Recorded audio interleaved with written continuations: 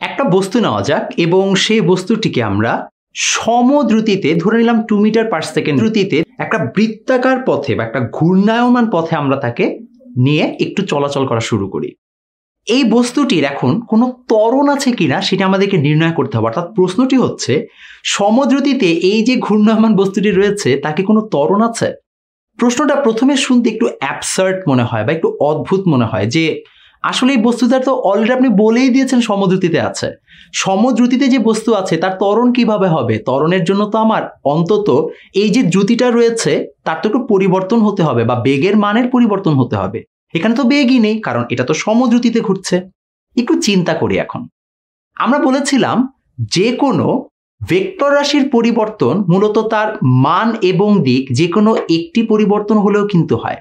এটা সত্য কথা যে এই বস্তুটার যে কোনো মুহূর্তে যদি আমি নেই তাহলে তার সব জায়গায় কিন্তু বেগের মানটা হচ্ছে 2 মিটার পার সেকেন্ড। তাহলে আমরা এখন একটু চিন্তা করে দেখি যে দিকও কি সেম রয়েছে।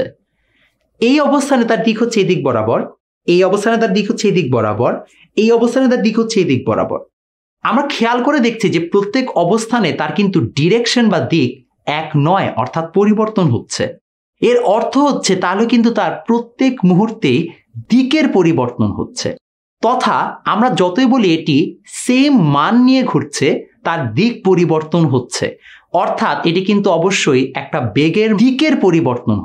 তাহলে অবশ্যই এই বস্তুটি সমদ্রুতিতে ঘূর্ণায়মান হলেও তার কিন্তু একটা নির্দিষ্ট পরিমাণ ত্বরণ রয়েছে, কারণ তার কিন্তু প্রত্যেক মুহূর্তে দিকের পরিবর্তনটা হচ্ছে। অর্থাৎ আমরা সর্বশেষে বলতেই পারি অবশ্যই প্রত্যেকটি সমদ্রুতিতে ঘূর্ণায়মান বস্তুর ত্বরণ রয়েছে।